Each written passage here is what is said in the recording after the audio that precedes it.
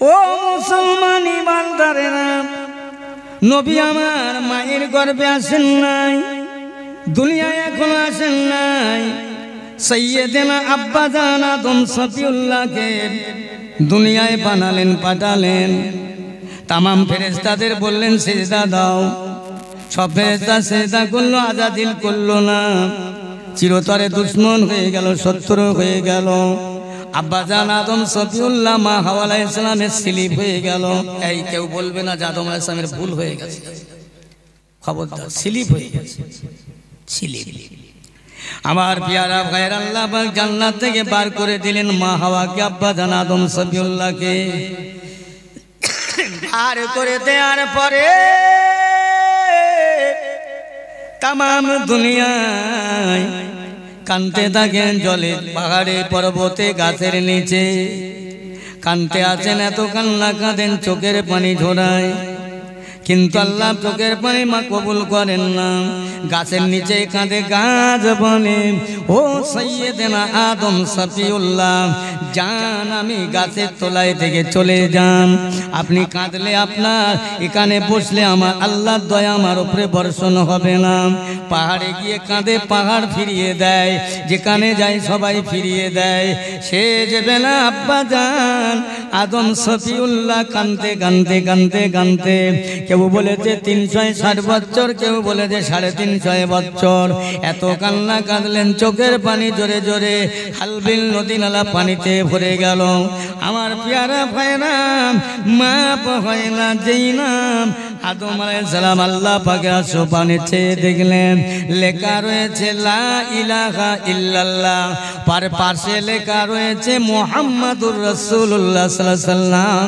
আদম সফিউল্লাহ আব্বাজান ওইটা বললেন লা ইলাহা ইল্লাল্লাহ, পড়ে নিয়ে দেখলেন এ নামটা কার নাম, এত মধুমাখা নাম মুহাম্মাদুর রাসূলুল্লাহ।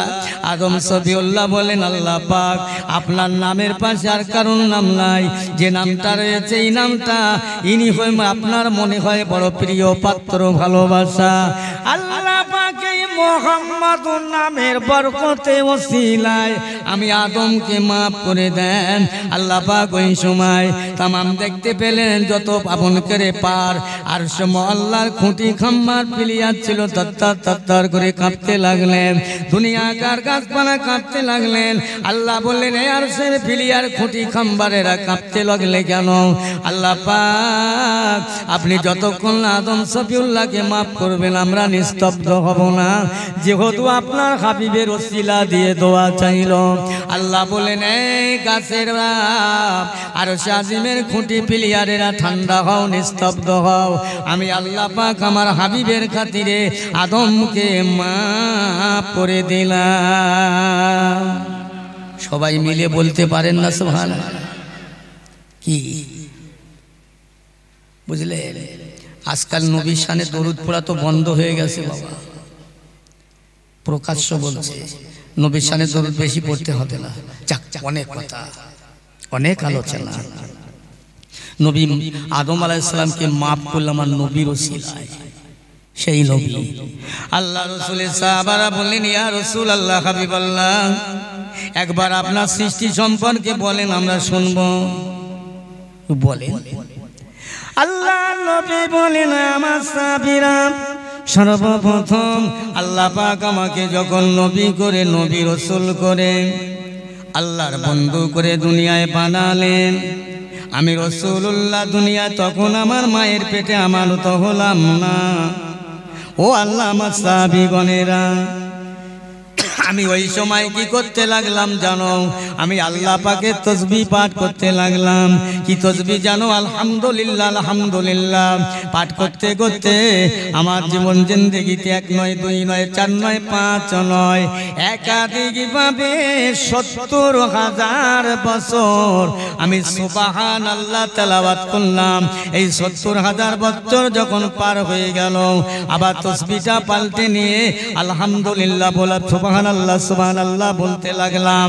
আবার 70,000 বছর পড়লাম, 70,000 বছর অতিক্রম করে আবার তসবিহটাকে পাল্টে নিয়ে আল্লাহু আকবার, আল্লাহু আকবার, এটাও 70,000 বছর পড়লাম। এইভাবে আমি রাসূলুল্লাহ 2,10,000 বছর আমি আল্লাহর জিকির করেছিলাম। জোরে বলুন কি? সাহাবাগণেরা চিন্তা গাছা করলেন, ইয়া রাসূলুল্লাহ, হাবিবাল্লাহ, আপনাকে আল্লাহ পাক এক বেগুনা নবী মাসুম করে নিষ্পাপী করে আল্লাহ আপনাকে পাঠালেন, দুনিয়া আসেন নাই, আপনি এত জিকির করলেন কেন, এত তাসবিহ তেলাওয়াত করলেন কেন? ও সাহাবীরা, আমার আখিরি জামানার কমজোর উম্মত হবে, দুর্বল উম্মত হবে, জয়ীফ উম্মত হবে। আমি ওই সকল জয়ীফ, কমজোর, দুর্বল উম্মতের জন্য জিকির করলাম। এর নেকি, এর যাজা, এর বদলাগুলো আমার দুর্বল উম্মতের যেতে পার করানো যায়। একবার চিল্লে বলা যাবে না সুবহানাল্লাহ? শুনতে পাচ্ছেন তো কথা? ওখানে এত গ্যাঞ্জাম হচ্ছে কেন এদিক ওদিকে? ওখানে মনে একটা জলসা হচ্ছে নাকি? তা তাড়াতাড়ি হয়ে যাক, আর কি হবে, হয়ে যাক। আমার প্যারা ভাইরা, আব্বা জানেরা, দোস্তেরা, ভালো করে শুনেলেন। কেন এখানে বসতে হবে, কিসের জন্য বসার লাগবে, কেন বসতে হবে? তাহলে রাসূলুল্লাহর বয়স কত জানা হলো, রাসূল কেন কাঁদছে, কেন কেঁদেছে, চারজনকে নিয়ে, তাও বোঝা হলো। এখন আমরা কি করব, আমাদের কি হবে? আল্লাহ রাসূল, আল্লাহর হাবিব গভীর রাত্রিরে মসজিদে নববী শরীফে আসেন। আম্মা জান আয়েশা সিদ্দিকা রাদিয়াল্লাহু তাআলা আনহা বলেন, ইয়া রাসূলুল্লাহ, হাবিবাল্লাহ, আপনি গভীর রাত্রিরে জিকির করবেন, নামাজ পড়বেন। আমি আয়েশা জানি হুজুর, মদিনার মসজিদে নববী শরীফে যেতে পথে না জানি কোন দুশমন শত্রু আপনাকে আক্রমণ করতে পারে। ইয়া রাসূলুল্লাহ, হাবিবাল্লাহ, আমি আয়েশার এই কুটুরিতে হুজুরাখানাতে আপনি একটু জিকির করেন, ইবাদত, তেলাওয়াত, নামাজ পড়েন। আম্মা জান আয়েশা সিদ্দিকা রাদিয়াল্লাহু তাআলা আনহা নামাজের মাসাল্লা দিলেন। নবী আমার তামাম রাত জেগে জেগে আল্লাহর ইবাদত করলেন। যে নবীর কোনো গুনাহ নাই, নিষ্পাপী, বেগুনা, মাসুম, সেই নবী তামাম রাত আল্লাহর জিকিরে পার করলেন। সকাল হয়ে গেল, মসজিদে নববী শরীফে নবী চলে গেলেন। আম্মা জান আয়েশা নামাজের মাসাল্লাটা উঁচু করে তুললেন, টপ টপ টপ টপ করে পানি ঝরছে। হায় হায়, তো পানি কেন? আম্মা জানা বলছেন, ঘর তো ভাঙা ছিল না, নবী পাকের নামাজের মাসাল্লা এত ভিজে কেন? রাসূলুল্লাহ বাড়ি আসে, জানবো তো আমার নবীর কাছে। আল্লাহ রাসূল ঘরে ফিরলেন। আম্মা জান আয়েশা কাছাকাছি, ইয়া রাসূলুল্লাহ, হাবিবাল্লাহ, একটা কথা জানতে বড় ইচ্ছা হয়, খুব বড় ইচ্ছা হয়। কি আয়েশা? কালকে রাতের বেলা যে নামাজের মাসাল্লা পেতে ইবাদত করলেন, তাসবিহ পড়লেন, নামাজ পড়লেন, ওই নামাজের মাসাল্লা, নামাজের পাটিটা এত ভিজে কেন ইয়া রাসূলুল্লাহ? আমি আয়েশা জানতে চাই। আমার দয়ার নবী রাহমাতুল লিল আলামিন বলতে আছেন, ও বিবি আয়েশা, নামাজের পাটিটা ভিজা কেন জানতে চেয়ে আবার কি আমাকে কাঁদাতে চায়? ইয়া রাসূলুল্লাহ, হাবিবাল্লাহ, আমি আয়েশাকে মাফ করবেন, ক্ষমা করবেন।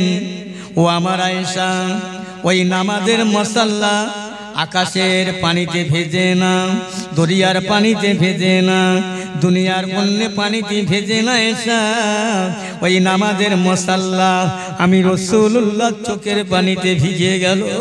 আয়েশা রে,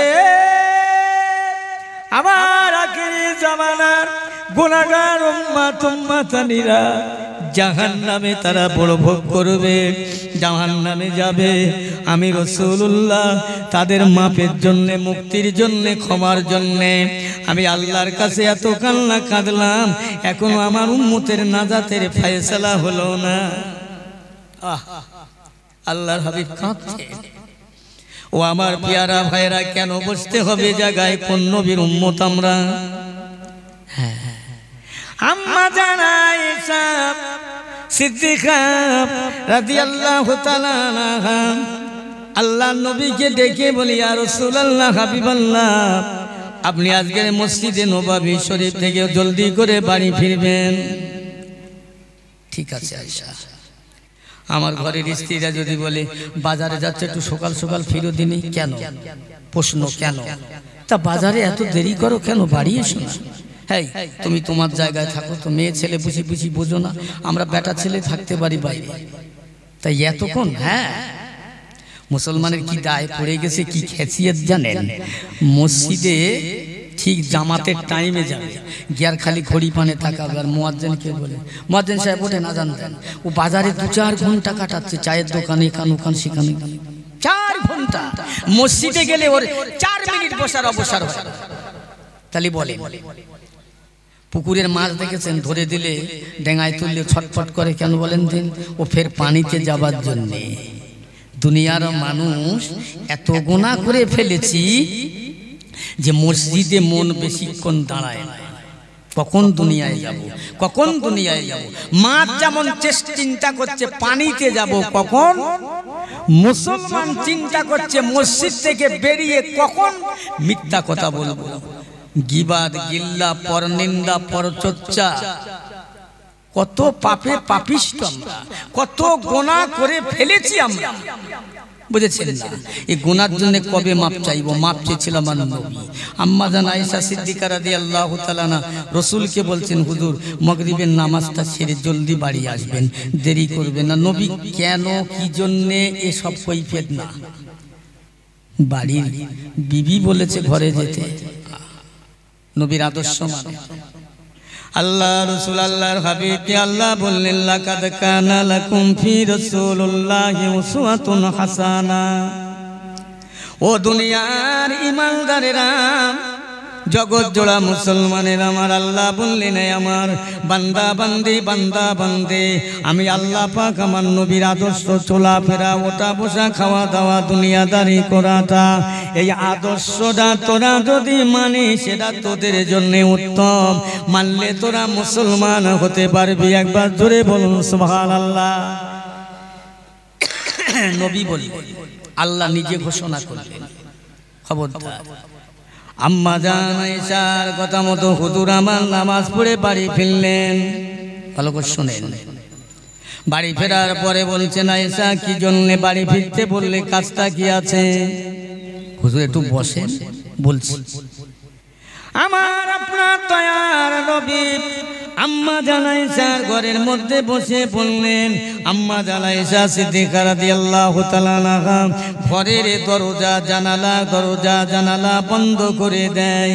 নবী বলেন, আয়েশা কি ব্যাপার, কি হচ্ছে? ইয়া রাসূলুল্লাহ, হাবিবাল্লাহ, মনে কিছু নেবেন না, একটু ইন্তজার করেন, বসেন আমার ঘরে, একটু বসেন। ইয়া রাসূলুল্লাহ, হাবিবাল্লাহ, মদিনার মেয়েদের আমি আয়েশার কাছে এসে মশলা ফতোয়া নিয়ে যাবার জন্য কি আপনি হুকুম দিয়েছেন? জি হ্যাঁ। আয়েশা কি হয়েছে? ওদের মশলা ফতোয়া নেবার দরকার নেই? অবশ্যই হুজুর। আয়েশা কি মুহাদ্দিস, সলক্ষ হাদিস পাকের হাফেজা ছিলেন, বলবেন না সুবহানাল্লাহ? একটার দা নয়, 30 পারা কোরআনের হাফেজা। আম্মা জান আয়েশা সিদ্দিকা রাদিয়াল্লাহু তাআলা আনহার কাছে আমার নবী বললেন, ও মদিনার মেয়েরা, যদি তোমাদের মশলা ফতোয়া লেবার প্রয়োজন হয়, দরকার হয়, আমি আল্লাহর নবী বলছি, আমার আয়েশার কাছে চলে যাও। ইয়া রাসূলুল্লাহ, হাবিবাল্লাহ, তারা দিনের ভাগে, দিনের বেলায় আমি আয়েশার কাছে মশলা ফতোয়া লিয়ার জন্য আসে। আমি আয়েশা যে কাপড়টা পরে আছি, এই কাপড়টা বড্ড ছেঁড়া। ইয়া রাসূলুল্লাহ, আমি ওদের সামনে যদি আমার ছেঁড়া কাপড়টা সেলাই করে, আপনার সম্মানে আঘাত লাগবে, বিবেকে আঘাত লাগবে। ইয়া রাসূলুল্লাহ, হাবিবাল্লাহ, এই জন্য আমি আয়েশা, আমার ঘরে লম্প জ্বালাবার মতো কোনো তেল, বাতি জ্বালাবার মতো কোনো তেল নাই, বাতি জ্বালাবার মতো তেল নাই। আয়েশা, দাও না একটা পাত্র, দেখি মদিনার বাজারে গিয়ে কি তেলের ব্যবস্থা করা যায় কিনা, দেখি। না না ইয়া রাসূলুল্লাহ, আমার মতো মেয়ে ছেলে আয়েশার জন্য আপনাকে মদিনার মানুষের কাছে ঋণী হতে দেব না, দেব না, দেব না। আপনি একটু বসেন, ইন্তজার করেন। হায় হায়, আমার ঘরে তেল না থাকলে কি হয়? এমন লোকের সংসার করতে এসেছি আল্লাহ, এর কবে বুকি উলু চাপড়া উঠবে, বউ পুষতে পারে না, বে করে কেন? গাল দেয়। হ্যাঁ, আরো যদি একটু ঘরে পানি পড়ে, সকালবেলা উঠে ঝাড় দেবে আর বলবে এর বুকি কখন উলু চাপড়া উঠবে, কবরস্থানায় কখন যাবে। এই মদ্দা লোকের ঘরে পানি পড়ছে, এর সংসার করে। আমার নবীর ঘরটা কত অভাবের ঘর জানেন? একটু ধরে শরীফ আল্লাহুম্মা।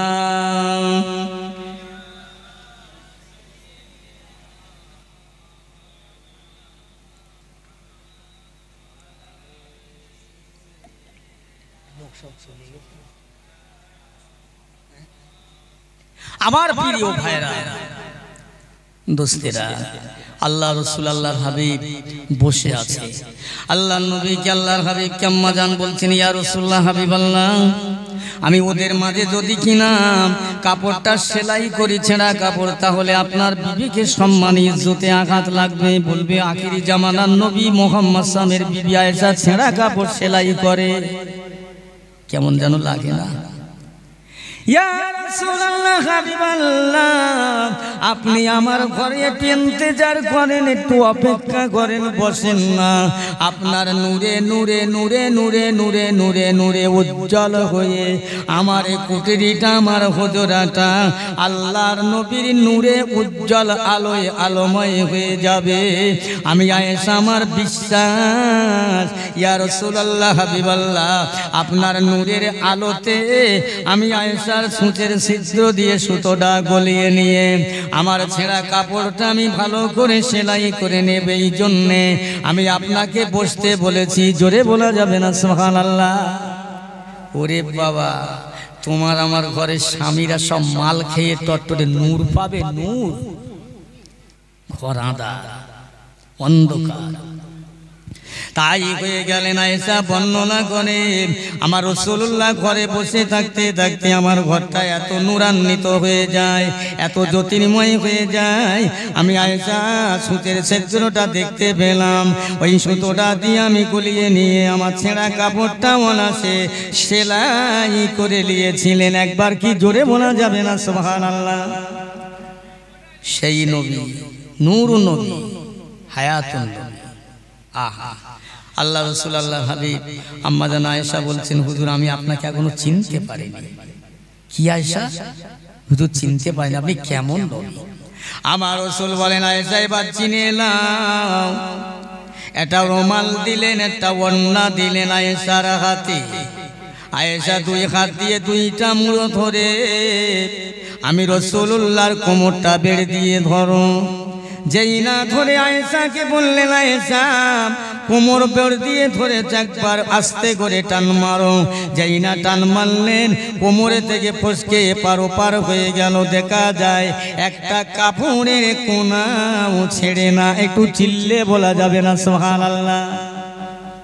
কি সেই নবীর উম্মত রে বাপ আমরা, যে নবী কাঁদবে কাল ময়দানে মাহশরে।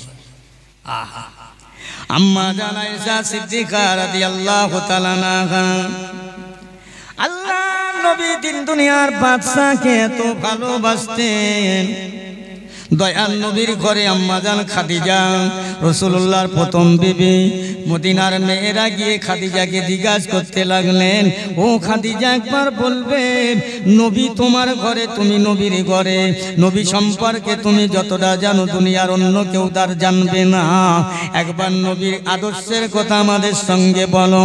আম্মা জান খাদিজা রাদিয়াল্লাহু তাআলা আনহা বলেছিলেন, ও মদিনার রমণীরা, ও মদিনার পুরুষেরা, নারীরা, শোনো শোনো, তোমাদের নবীর খবর তোমাদের সঙ্গে কি বলবো। বলবো আল্লাহর নবী দয়ার নবী গোটা বিশ্বের নবী দুনিয়ার মানুষের জন্য জ্বলন্ত ঈমান। একটু জোরে বলো আল্লাহ রসুল আল্লাহর হাবিবের বিবি আমাদের আম্মা জান আয়েশা বললেন, ও মদিনার রমণীরা, নারী পুরুষেরা শুনে নাও, আল্লাহর নবী আল্লাহ রসুল গোটা বিশ্ব মানুষের জন্য জ্বলন্ত কোরআন। জোরে বলুন সুবহানাল্লাহ। কষ্ট হচ্ছে নাকি আপনাদের? জ্বলন্ত ঈমান, জ্বলন্ত কোরআন। এই নবী চিনতে পারা গেল না, এই রসুলকে চিনতে পারা গেল না। আহা আমার প্যারা ভাইরা, আমি ভালো ওয়াজ করতে পারবো না, ছোট্ট ছোট ওয়াজ করে যাই। এই নবীর ভালোবেসেছিলেন যারা, এই পৃথিবীর মানুষ শুধু নয় রে পাগলের দলেরা, ও সোনার চাঁদ সোনার মানিকেরা, এই নবীর ভালোবেসেছে আবু বকর ওমর উসমান আলী, এই নবীর ভালোবেসেছে উস্তুলে হান্নানা খাজুর গাছ, শুকনো গাছ। আল্লাহ রসুল আল্লাহর হাবিব মসজিদে নববী শরীফে যখন নামাজ আদায় করতেন, খুতবা দিতেন, ওই ইস্তুলে হান্নানা খাজুর গাছের পিলিয়ারে খুঁটিতে খাম্বারে হেলাম দিয়ে মসজিদ পাকা পুক্ত হয়ে গেল, সুন্দর পিলিয়ার হয়ে গেল। ওই ইস্তুলে হান্নানা খাজুর গাছের খুঁটিটা তুলে মসজিদের সম্মুখে রাখা হয়। আল্লাহর নবী রাস্তা দিয়ে যায়, দেখতে পাওয়া যায় ওই শুকনো খাজুর গাছের খুঁটিটা কান্না আরম্ভ করলো। সন্তান হারানো পিতা যেমন কাঁদে, বাচ্চা হারানো বাপ যেমন কাঁদে, ও মুসলমান উস্তুলে হান্নানা এমনি করে কাঁদে, বুক ফাটা কান্না।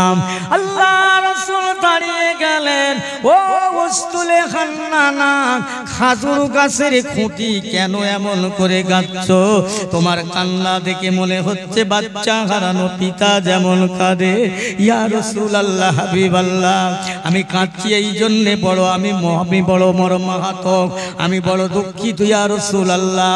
মদিনার মসজিদ যখন উন্নতি হয় নাই, পিলিয়ার ছিল না, খাম্বার ছিল না, আমি খাজুর গাছের খুঁটির গায়ে হেলাম দিয়ে আপনার নূরের চেহারা, নূরের বদনে আমার গায়ে লাগিয়ে আপনি খুতবা দিতেন, আমি বড্ড খুশি হয়ে যেতাম, আমি বড্ড আনন্দ পেতাম ইয়া রাসূলুল্লাহ।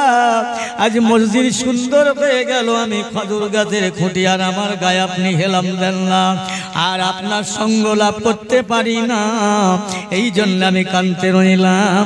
ও উস্তুলে হান্নানা, একবার যদি বলো কাল ময়দানে মহাশরে তুমি কেঁদো না, কেঁদো না, কাল ময়দানে মহাশরে আমি তোমাকে সঙ্গে করে নিয়ে দয়ার জান্নাতে পৌঁছে দেব, আমি আর তুমি পাশাপাশি জান্নাতে থাকবো।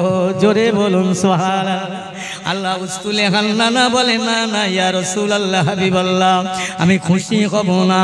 ও উস্তুলে হান্নানা রে, মদিনার মাটিতে তোমাকে রোপণ করব, তোমাকে আল্লাহ জ্যান্ত করবে, গাছে ফল হবে, খাজুর হবে, আল্লাহর লক্ষ লক্ষ হাজি বান্দা খেয়ে আসুদা লাভ করবে। না না ইয়া রাসূলুল্লাহ, চাই না, আমি চাই আপনার সঙ্গ লাভ, আমি সব চাই না।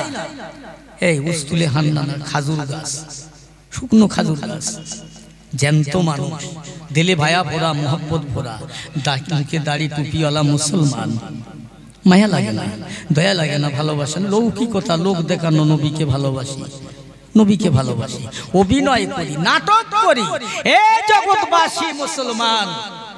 আজকের যদি নবী পিয়ারা হতে, রসুল ভালোবাসা হতে, এই জায়গায় মানুষের জায়গা দেওয়া যেত না, মানুষ ঘরে বসে থাকতে পারত না।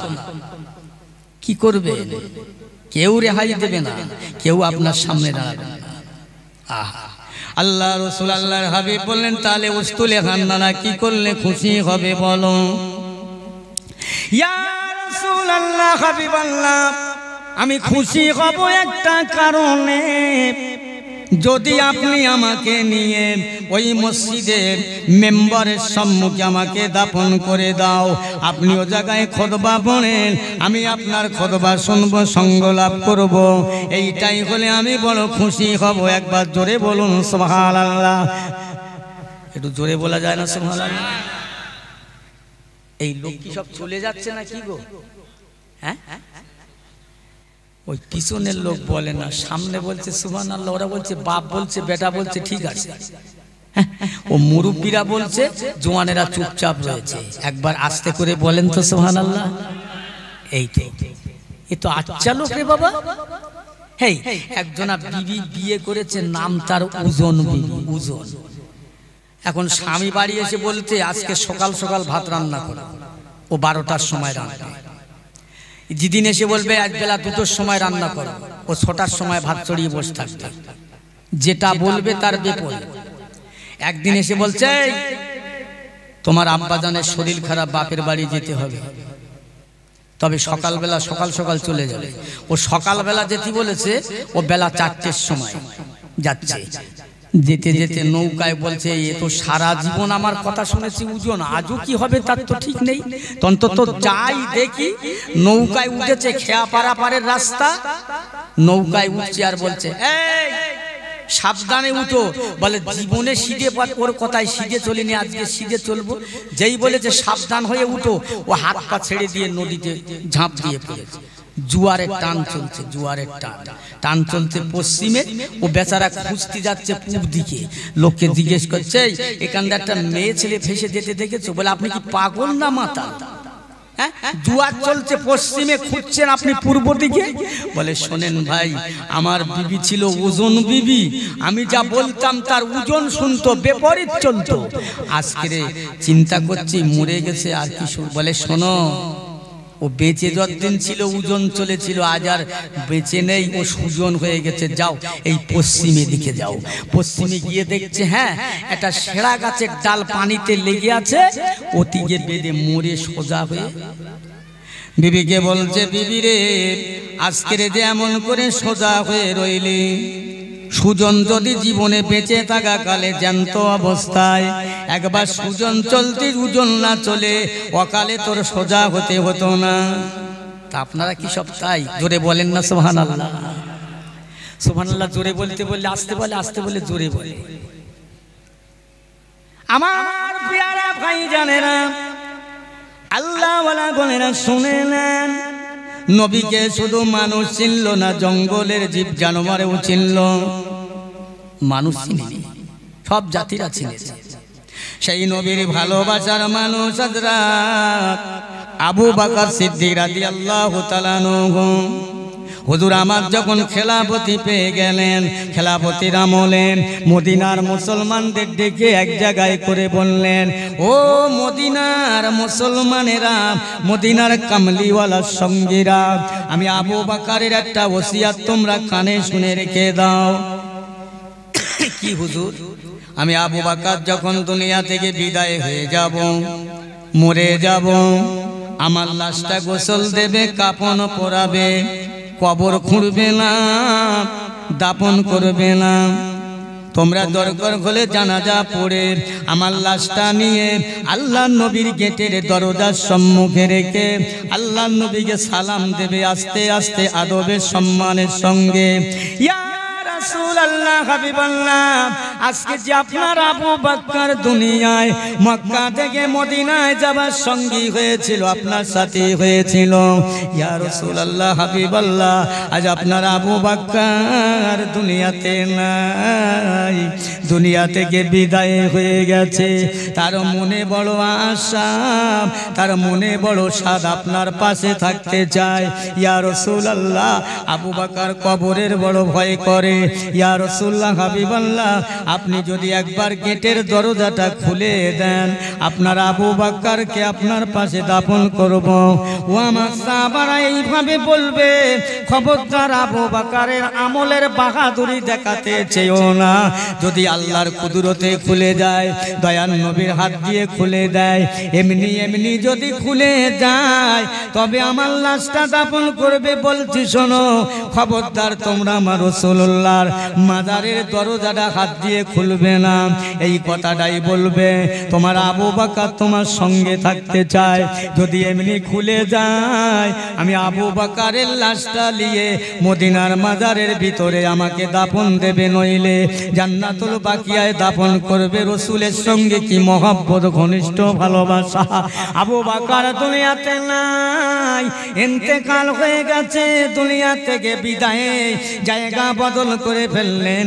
আল্লাহ রসুলের সাহাবারা সেই মতো আবু বকরের লাশকে গোসল দিলেন, কাফন পরালেন, গোসল করে কাফন পরিয়ে জানাজা পড়ে আবু বকরের জন্য কবর খনন করা হয় নাই। মাজারের সামনে রেখে আমার নবী পাকের মাজারের কাছে দাঁড়িয়ে আল্লাহ নবী সাহাবীরা সালাম দিয়ে চোখ দিয়ে ঝরঝর করে পানি আসে। ইয়া রাসূলুল্লাহ, হাবিবাল্লাহ, আজ আপনার আবু বকর, যে আবু বকর মদিনায় যাবার পথে সঙ্গী হয়েছিল, ইয়া রাসূলুল্লাহ আজকে দুনিয়ায় নাই।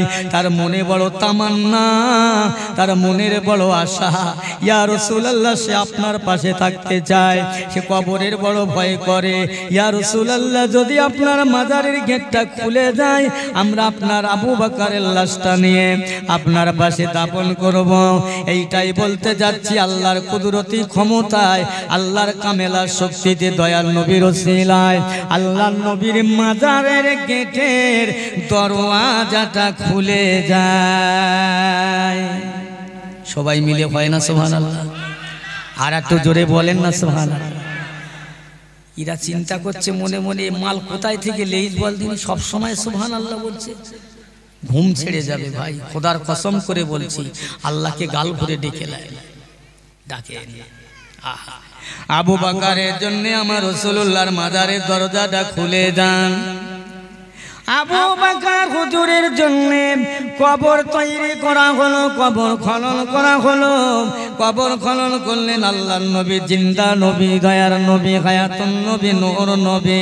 মাজারে থেকে বলছো মদিনাবাসীরা, এতদিন আমার আবু বকর দুনিয়ার বন্ধু ছিল, দুনিয়ার সঙ্গে ছিল, দাও দাও দুনিয়ার বন্ধু কে আজ আমার বন্ধু, আমার আখিরাতের বন্ধু হয়ে যাবে, দাও দাও দুনিয়ার বন্ধু আমার বন্ধু, আমার বন্ধু, আমার সঙ্গী কে আজ দুনিয়ায় রসুলের বন্ধুকে রসুলের পাশে দাফন করে দাও। একবার জোরে বলা যাবে না সুবহানাল্লাহ? যে আবু বকর নবী প্রেমিক। ও ভাইরা আমার দোস্তের, আমি সংক্ষেপ করে ওয়াজ করে যাব। আমি এত কথা কেন বললাম? কেউ হবে না এই দুনিয়া আখিরাতে, ময়দানে মাহশরে, জান্নামে ফুলসিরাতে। আম্মা জানা আয়েশা সিদ্দিকা রাদিয়াল্লাহু তাআলা আনহা আল্লাহর নবীকে এক তারিখে বললেন, ইয়া রাসূলুল্লাহ, হাবিবাল্লাহ, কালকে ময়দানে মাহশরে আল্লাহ পাকের নবী গো, আমি আয়েশার কথা ভুলে যাবে, আপনার বেটি ফাতেমার কথা ভুলে যাবে, আপনার বিবি খাদিজার কথা ভুলে যাবে, আপনার আলী আওলাদের কথা কি ভুলে যাবে? হ্যাঁ হ্যাঁ বিবি আয়েশা, আমার গুনাহগার উম্মতেরা ময়দানে মাহশরে কষ্ট পাবে, আমি তাদের ময়দানে মাহশরের কষ্ট লাঘবের জন্য আমি ময়দানে মাহশরে ঘুরতে থাকবো। যদি দেখা করার ইচ্ছা থাকে, দেখা করার ইচ্ছা হয়, আমি রাসূলুল্লাহ মিজানের পাল্লার ধারে দাঁড়িয়ে থাকবো। ওখানে খোঁজ করো, ওখানে যদি না পাও জাহান্নামের দরজার ধারে দাঁড়িয়ে থাকবো, আমার গুনাহগার উম্মত যাতে জাহান্নামে না যায়। আয়েশা ফুলসিরাতের পথের কাছে 30,000 বছরের রাস্তা, চুলের ন্যায় সরু, হীরার ন্যায় ধার, আমাবস্যার পূর্ণিমার ন্যায় অন্ধকার, আমার উম্মতেরা পার হতে পারবে না রে আয়েশা, আমি ওই জায়গায় দাঁড়িয়ে থাকবো। আয়েশা যদি দেখা করতে যাও ওখানে দেখা করো। আমার রাসূলুল্লাহ হাবিবুল্লাহ বলেন, আয়েশা, আল্লাহ পাক যেদিন মিজানের পাল্লা দাঁড় করাবে, সাফা আর মারওয়া দুইটা পাহাড়কে আল্লাহ পাল্লা বানাবে, আল্লাহ সিদরাতুল মুনতাহা গাছটাকে দাঁড়ি বানাবে, ওই দাঁড়ির নাকির দড়িটা জিবরাইল ধরে রাখবে, আল্লাহ পাক নেকি বদি আমার গুনাহগার উম্মতের ওজন করবে। ও আয়েশা, যেদিকে আমার গুনাহগার উম্মতের পাল্লাটা হালকা হয়ে যাবে, নেকির পাল্লাটা হালকা হয়ে যাবে, জানো আয়েশা আমি কি করব? আমি পাল্লার তলায় দাঁড়িয়ে ওই পাল্লার দড়িটা ধরে টেনে ঝুলে পড়ব, আমার শরীরের ওজনে হয়েছে যাতে আমার গুনাহগার উম্মতের নেকির পাল্লাটা ভারী হয়ে যায়। আয়েশা রে, তাতে যদি না হয় আমি রাসূলুল্লাহ কি করব জানো?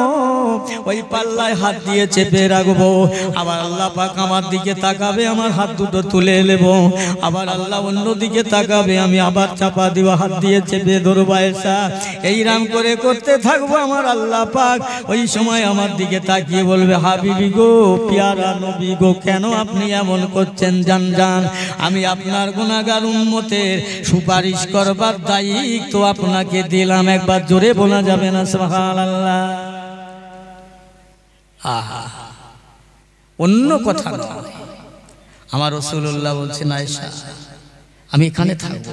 আয়েশা, যদি আমার গুনাহগার উম্মতের এতে নাজাত না হয়, ফায়সালা না হয়, আমি রাসূলুল্লাহ কি করব জানো আয়েশা? আমি ওই সময় হাসরের ময়দানে আমার ওই ভাই হাসান হোসাইনকে খুঁজতে লেগে যাব। ও আয়েশা, আমি আমার কলিজার টুকরা সোনার মানিক ফাতেমার দুই বেটা আমার উম্মতের জন্য তারা শহীদ হয়ে গিয়েছিল একজনের জহরকে কারবালার ময়দানে। আয়েশা, আমি ওই সময় আমার হাসান আর হোসেনকে খুঁজতে লাগবো। আমি কি কথা আগে বলেছিলাম, আমার নবী বলেন, আমার হাসান আর হোসেন ফাতেমা আলীকে সাথে করে নিয়ে গুনাহগার উম্মতের জন্য কেঁদেছিলাম গো জিবরাইল। ও মুসলমান ইমানদার, ভালো করে শুনে নাও, আল্লাহর নবী বলেন, আয়েশা আমি খুঁজতে লাগবো আমার হাসান আর হোসেনকে, খুঁজে খুঁজে খুঁজে খুঁজে খুঁজে খুঁজে খুঁজে খুঁজে তাদের দুই ভাইকে বার করব। আয়েশা, হাসরের ময়দানে আমি মাকামে মাহমুদ এই জায়গায় আমার দুইটা ভাই দুই দিকে আমি মুহাম্মদ মাঝখানে বিস্তানে আল্লাহর দরবারে সেজদায় পড়ে কাঁদবো আর বলবো, আল্লাহ আমার গুনাহগার উম্মতকে আপনি আর কষ্ট দিবেন না, আমার গুনাহগার উম্মতকে আপনি জাহান্নামে দিবেন না। আল্লাহ একবার চেয়ে দেখে আমার কালিজার টুকরা ফাতেমার নয়নের পুতলি আমার হাসান আর হোসেন দুই ভাই, তারা অল্প বয়সে আমার উম্মতের জন্য শাহাদাত বরণ করেছিল, এখনো তাদের গায়ে শাহাদাতের খুন মওজুদ রয়েছে। আল্লাহ পাক একবার এদের দিকে তাকিয়ে আমার গুনাহগার উম্মতের মাফ করে দিন। সবাই মিলে বলতে পারেন না? বাবু, এই জন্যই জলসা দেওয়া হয়, এই জন্যে মজলিস করা হয়। শুধু তাই নয়, সংক্ষেপ করে বলে যাই ভাইয়ের আমার, দোস্তের আব্বা জানের একবার দরুদ শরীফ আল্লাহুম্মা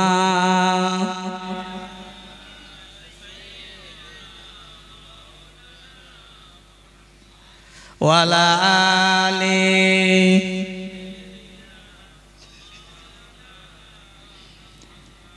সালামেরি গজরা দরুদেরি হার, সালামেরি গজরা দরুদেরি হার, ভালোবেসে খোদা যাকে দিলেন উপহার, সে যে মোর নবী কামেলিওয়ালা, তাহার সালে পড়ি সবাই সাল্লে আলা, আল্লাহুম্মা সাল্লি আলা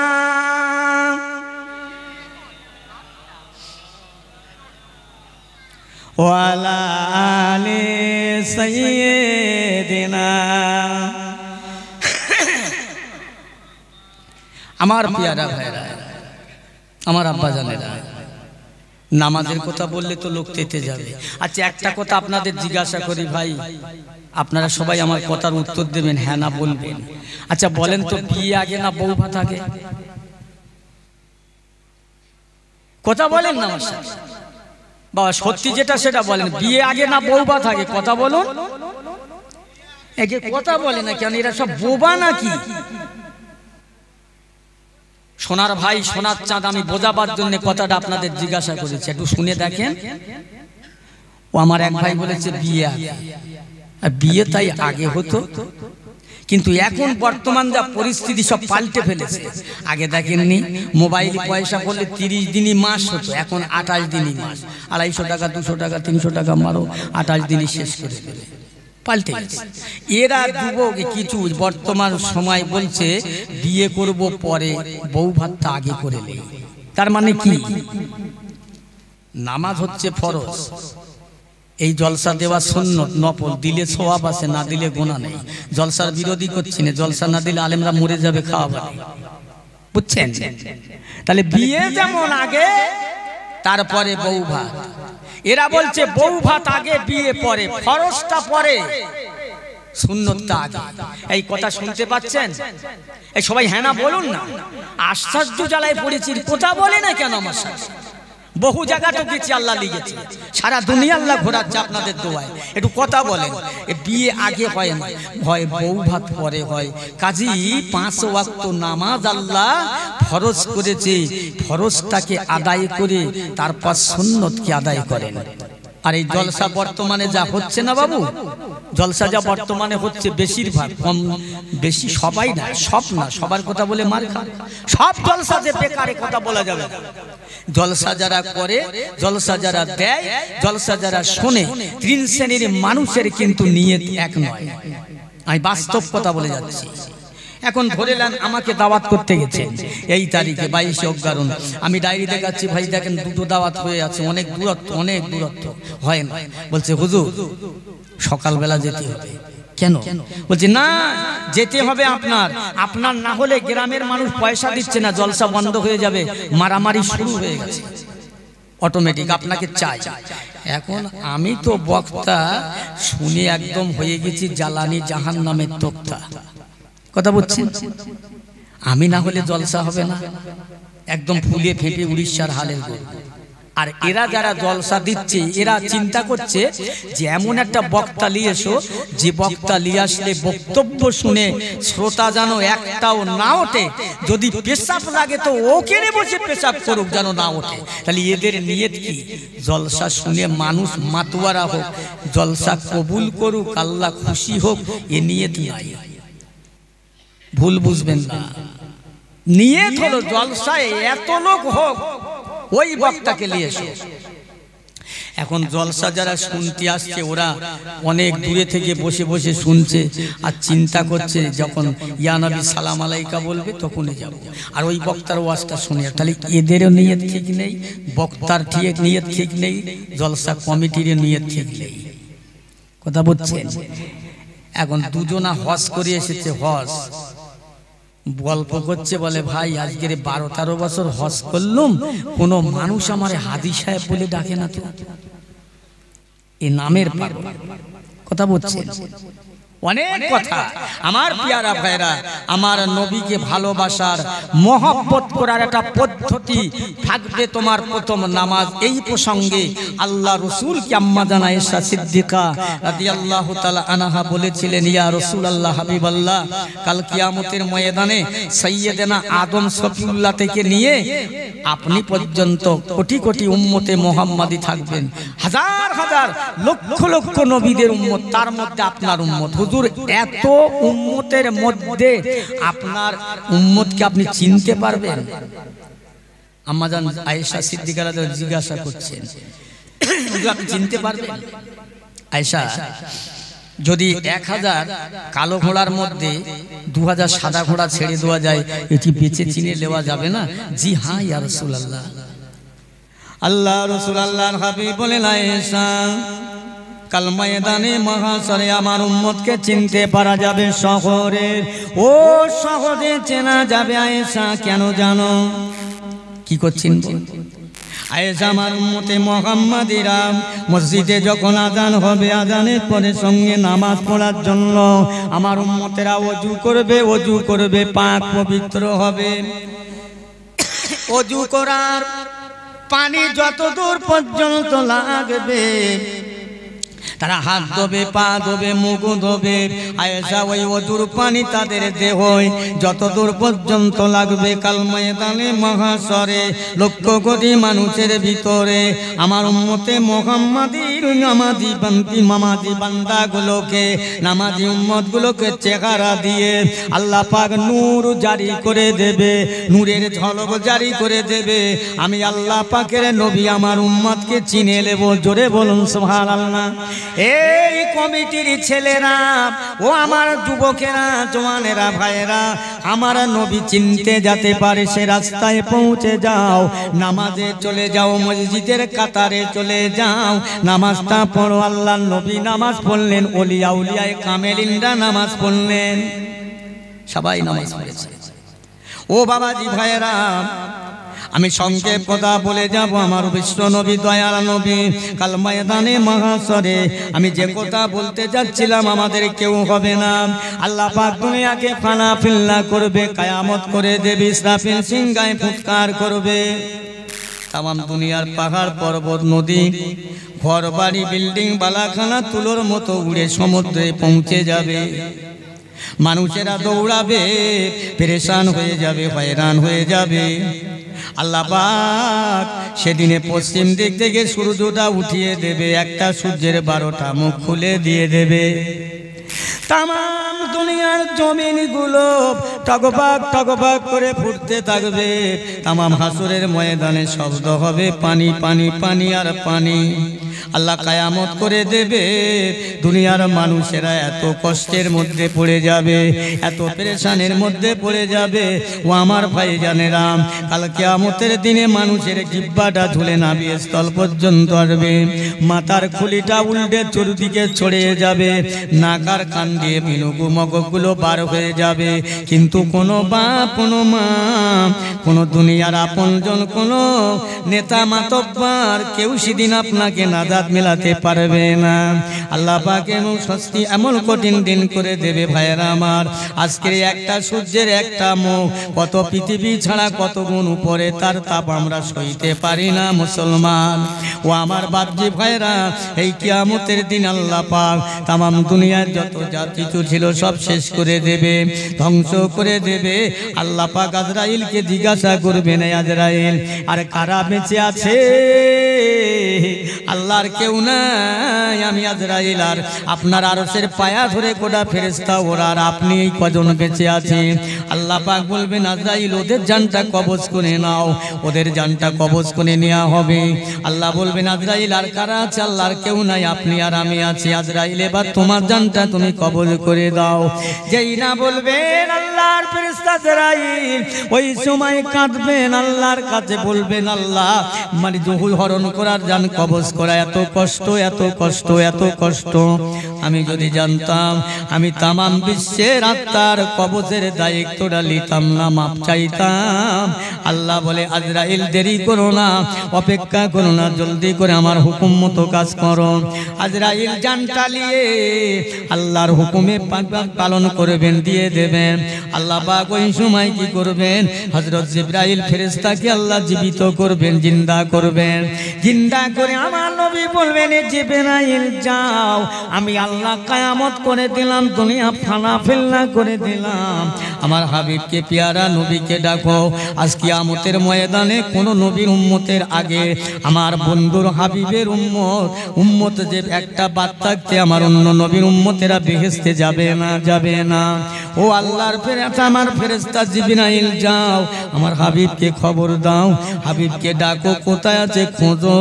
আমার বান্দার ঘরে সুপারিশ করার দায়িত্ব আমি নবী তাকে দেব। জোরে বলুন সুবহানাল্লাহ। ও আমার পেয়ারা ভাইরা, জিবরাইল চালতে থাকবেন, দুনিয়ায় হয়রান হয়ে যাবেন, পেরেশান হবেন, তয় করবেন তামাম দুনিয়া, তয় করে কোথাও পাওয়া যাবে না, কোনো দিকে পাবেন না। আল্লাহর ফেরেশতা জিবরাইল আল্লাহর দরবারে আবার চলে আসবেন, আল্লাহ আমাকে মাফ করবেন। এই জিবরাইল, আমার হাবিব কোথায়? আল্লাহ আমি পেলাম না, তামাম দুনিয়া তয় করলাম, খুঁজলাম, দৌড়ালাম। আল্লাহ পাক আবার বলেন, জিবরাইল যাও, দুনিয়ায় যেখান থেকে জমিন ফুঁড়ে মাটি ফুঁড়ে নূর বার হবে, জ্যোতি বার হবে, ওই জায়গায় যাও, ওই জায়গা দিয়ে দেখবে নূর বার হচ্ছে, জ্যোতি বার হচ্ছে, ওই জায়গায় গিয়ে সালাম দেবে। আবার আল্লাহর ফেরেশতা জিবরাইল তামাম দুনিয়া তয় করে ঘুরে ঘুরে গিয়ে দেখবেন এক জায়গা দিয়ে জমিন ফুঁড়ে নূর আর নূর জ্যোতি বার হয়, বার হবে। আল্লাহর ফেরেশতা দাঁড়িয়ে ওখানে সালাম দেবেন, আসসালামু আলাইকা ইয়া রাসূলুল্লাহ, আসসালামু আলাইকা ইয়া হাবিবাল্লাহ। আমার নবী সালাম দেবে বারবার বারবার জিবরাইল সালামের উত্তর পাবেন না। জিবরাইল আবার চলে আসবেন আল্লাহর দরবারে। আল্লাহ বলবেন জিবরাইল কই আমার হাবিব কোথায়, নবী কোথায়? আল্লাহ আমাকে মাফ করবেন, ক্ষমা করবেন, আমি আপনার হাবিবকে সালাম দিলাম বারে বারে বারে বারে, সালামের জবাব তো দিলেন না, ওটা তো দূরের কথা। এ জিবরাইল কি বলে সালাম দিয়েছিলেন? আল্লাহ পাক আমি সালাম দিয়েছি আসসালামু আলাইকা ইয়া হাবিবাল্লাহ ইয়া রাসূলুল্লাহ ইয়া নবী আল্লাহ। ও জিবরাইল ওইভাবে সালাম দিলাম আর নবী উঠবে না। যাও যাও, আমি আল্লাহ পাক আমার হাবিবের নাম দিয়েছি, এইভাবে সালাম দেবে আসসালামু আলাইকা ইয়া শাফিউল মুজনবিন। একবার জোরে বলুন সুবহানাল্লাহ। আসসালামু আলাইকা ইয়া শাফিউল মুজনবিন। জিবরাইল গো আমার নবীকে তার উম্মতের শাফায়াত করবার দায়িত্ব আমি আল্লাহ দেব, এই জন্যে শাফিউল মুজনবিন বলে সালাম দেবে। আমার নবী আর থাকতে পারবেন না, আল্লাহর ফেরেশতা গিয়ে সালাম দেবেন আসসালামু আলাইকা ইয়া শাফিউল মুজনবিন। এই না কথা যেই বলবেন আল্লাহর নবী সেদিন মাজার থেকে উঠবেন খালি গায়ে খালি মাথায়। আমার নবী কাদা মাখা মানুষ হয়ে হাসরের ময়দানে আল্লাহ উঠাবে। আল্লাহর নবী সেই সময় ময়দানে মহাশরের আল্লাহর দরবারে বলবেন আল্লাহ দেন আমার গুনাহগার উম্মতের খাতাটা আমার কাছে দেন। কেন? আয় আল্লাহ আমি আমার উম্মতের বিচার করে জাহান্নামে যেতে দেব না, আমার উম্মতকে আমি দোজখে যেতে দেব না। আমি আজ আমার ক্ষমতার বলে কলমের বলে আমার উম্মতকে জাহান্নাম থেকে মাফ করে জান্নাতে দেব। আল্লাহ বলে হাবিবি পিয়ারা গো আপনি এমনটা করছেন কেন? এই হাসরের ময়দানে এমন একজন উম্মত আছে যার ঈমান আছে আমল নাই, আমল আছে ঈমান নাই, একটা আছে একটা নাই, কোন জ্ঞানে কোন বিবেকে আপনি তাদের জান্নাতে দেবেন? আয় আমার হাবিবে পিয়ারা, বরং আপনাকে আমি আপনার উম্মতের জন্য সুপারিশের দায়িত্ব দিলাম, শাফাআতের দায়িত্ব দিলাম। আপনি সুপারিশ করুন, আপনার সুপারিশের ওসিলায় আমার বান্দাকে জান্নাতে দেব। জোরে বলেন না, আর একবার বলেন না সুবহানাল্লাহ। দাঁড়ান ইয়া নবী সালাম।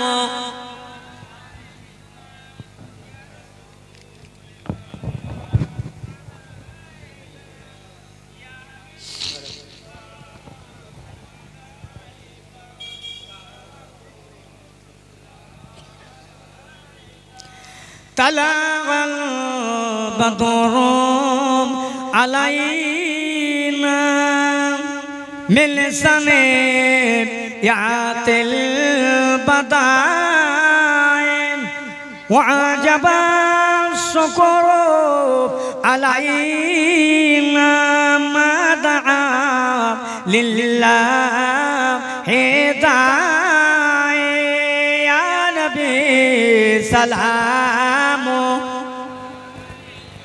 ইয়া রাসূল সালামুন আলাইকা ইয়া হাবিব